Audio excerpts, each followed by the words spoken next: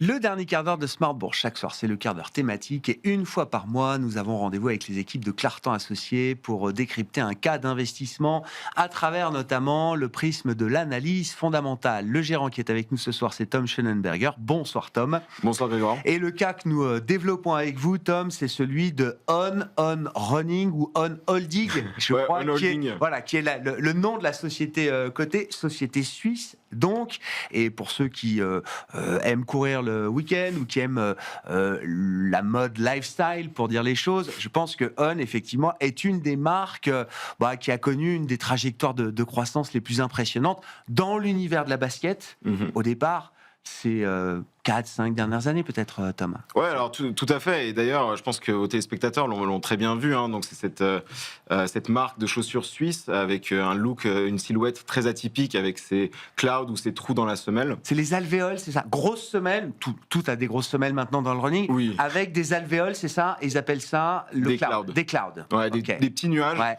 Et pour dire la vérité, l'histoire elle commence en 2005. Donc l'invention des clouds, et c'est un triathlète du nom d'Olivier Bernard qui se blesse lors d'un entraînement, et comme tous les athlètes, il peut pas s'empêcher de courir. Donc il va dans son garage, il décide de déchirer la semelle de sa paire de Nike et d'y coller des tuyaux d'arrosage. Ah. Et en fait, ça lui prend 3 ans. Pour une question d'amorti, c'est ça? Il se dit que ça va mieux amortir les chocs? Apparemment. Enfin, c'est son idée, quoi. En tout cas, c'est son idée, et ça lui prend 3 ans à développer un prototype. Il va approcher Nike avec son premier prototype, et il décrit la sensation comme courir sur des nuages, running on clouds. Et Nike va complètement refuser. Ils ne voient pas le concept, et donc ils vont refuser de l'aider à commercialiser ce concept. Ça, c'est au milieu des années 2000, alors. Hein. C'est ouais, début alors, 2005. On est 2009, en fait. Ah ouais, c'est ça. 2009, donc c'est ce refus qui vraiment lui donne envie de monter sa boîte, quoi. De monter sa boîte. Il s'associe avec son agent de l'époque, il s'associe avec un ami, David Aleman, et ils fondent à Zurich On Holding. Ils sont 3 encore là, 3 encore au management et activement, hein, c'est ça. Ils sont encore les 3 à la tête de la boîte, ils ont tous encore la peau dans le jeu, effectivement. D'accord. Quelle est la stratégie qu'ils ont épousée dès le départ, justement, pour se confronter à Nike, ou Adidas, ou les 2-3 gros géants du secteur dont on pensait qu'ils avaient verrouillé peut-être pour des générations encore le marché de la sneakers et du running? Ouais, alors pour ça il faut aussi remonter un tout petit peu pour remettre le contexte. Les années 2000, les années 2010, les 3 marques qui dominent le marché, c'est évidemment Nike, Adidas, Puma, et il y a quelques challengers comme Lululemon, Under Armour. Ouais. Et en fait, c'est Nike qui va leur permettre de commencer à monter en puissance, puisque en 2017, ils décident de refocaliser 100% de leur stratégie sur le D2C, donc la vente directe aux consommateurs. Donc Nike sort des outlets, sort des... Ils vont pas sortir complètement, ils vont laisser le champ libre. En tout cas, ils vont créer d'autres marques. Ils vont créer des trous béants dans les étalages, et donc ça va permettre à des marques comme Oka, On de commencer à se prouver. Et ça fonctionne très bien parce que les chaussures en fait plaisent énormément. Elles attirent le client dans le magasin avec le look atypique, et une fois mis au pied, ça convertit rapidement. Et d'ailleurs, ça ne convertit pas que les consommateurs. Non, mais déjà, l'aspect technique, c'est quelque chose effectivement qui fonctionne. C'est-à-dire qu'il y a une vraie promesse technologique, j'ai envie de dire, qui fait qu'on cible quand même des gens qui sont d'abord, des gens qui courent pour de vrai, avant de s'étendre peut-être à un marché un peu plus large qui est celui du lifestyle. C'est quoi le positionnement qu'ils veulent avoir là? Alors au début, en vrai, à vrai dire, c'est pas, le positionnement est pas très clair. En fait, ils vendent les chaussures là où ils peuvent. 2017, ils font 63 millions de ventes. C'est vraiment une marque de niche, mais ça séduit des personnalités des grands comme noms. Roger. Une petite figure du tennis, Roger Federer. Bien sûr. Et d'ailleurs, c'est marrant parce que 2017, il est en plein renouvellement de contrat avec Nike. Le management donne, on entend parler à travers des amis en commun, et ils l'approchent, et ils vont pas l'approcher comme on approche un Michael Jordan. Ils vont lui dire, on va pas te donner 50 millions d'euros, c'est toi qui vas nous donner 50 millions, tu vas prendre 3% du capital, et ça met la marque en orbite, quoi. Et il joue le jeu, Federer. Oui. Ah oui, d'ailleurs, il est actionnaire. Il est actionnaire, il est encore actionnaire aujourd'hui. Il a 3% du capital et il a sa propre marque, ses propres modèles d'ailleurs. Est-ce que On leur a rendu plus riche que le tennis ou pas C'est une vraie question. Je pense que ça s'équilibre, mais c'est vrai qu'à l'entrée en bourse, ils en font de Federer un milliardaire. À ce avec quelques pourcents du capital. Exactement. Où est-ce qu'en est l'entreprise aujourd'hui? Comment la stratégie peut-être s'est consolidée? Elle s'est peut-être précisée aussi. Qu'est-ce qu'on peut dire effectivement de l'état des lieux de l'entreprise On aujourd'hui, partant au tournant des années 2015-2017, des quelques dizaines de millions d'euros ou de francs suisses de chiffre d'affaires qu'il fait, Tom? Alors aujourd'hui, la boîte elle est cotée à New York, donc c'est leur plus gros marché aux États-Unis. Ils font 9 milliards de francs suisses de capitalisation pour 3 milliards de chiffre d'affaires cette année. Donc le parcours a été complètement fou. Stratosphérique, ouais. Stratosphérique. Et d'ailleurs, depuis la pandémie, ça croît à une vitesse plus rapide que certaines boîtes de logiciels, notamment Palantir. Donc c'est en taux de croissance annuelle composée, c'est supérieur à un Palantir, donc c'est au-delà de 40%. Oui, tout le monde s'est mis au running post-Covid, quoi.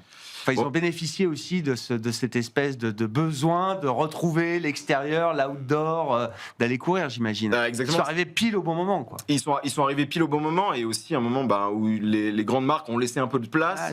Ils ont ouvert la brèche. Et puis effectivement, le lifestyle depuis le Covid. Tout le monde est en basket, en fait. Bien sûr. Même avec des costards.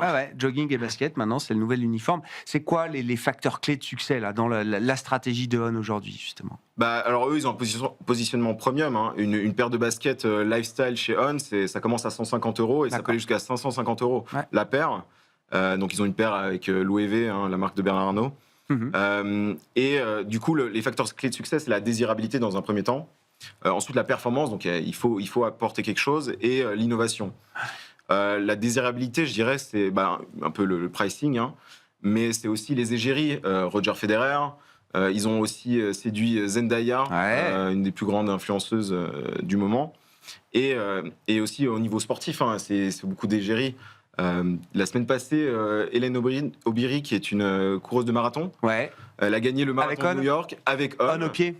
On au pied, et d'ailleurs c'est leur dernier modèle, qui est un modèle imprimé en 3D.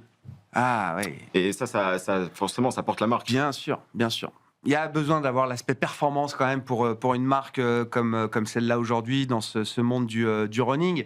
Vous parliez de la croissance, une croissance organique plus importante que celle de Palantir sur les dernières années. C'est quoi les perspectives? C'est quoi la feuille de route? Sur quel type de perspective est-ce que le management de On guide aujourd'hui les marchés, les investisseurs? Alors, eux, ils sont sur un cycle, on va dire, de 3 ans qui a commencé en 2023. Ils visent à doubler le chiffre d'affaires tous les 3 ans, tous les 3 à 4 ans. Et ils sont en avance sur leur objectif complètement. Et du coup, ils ont une stratégie, franchement, où tout fonctionne sur toutes les géographies. Donc, ils s'appuient, ils essaient de modérer la croissance à un rythme qui est manœuvrable, on va dire, autour de 25-30%. Pour maintenir justement cette désirabilité, vendre les chaussures à plein prix et faire minimiser les promotions. Ils sont présents sur toutes les géographies aujourd'hui. Marché américain, forcément leur plus gros marché. Derrière, tout de suite, c'est l'Asie, j'imagine. Non, c'est l'Europe d'abord. L'Europe d'abord. Ouais, l'Europe d'abord. Et puis, ils sont très présents dans la partie germanique. Mais les pays en croissance aujourd'hui, c'est la France, la Grande-Bretagne, l'Italie, l'Espagne. Et il y a encore un boulevard devant eux en Europe. Et d'ailleurs, en Asie aussi. Ils viennent d'ouvrir aujourd'hui leur premier magasin à Séoul.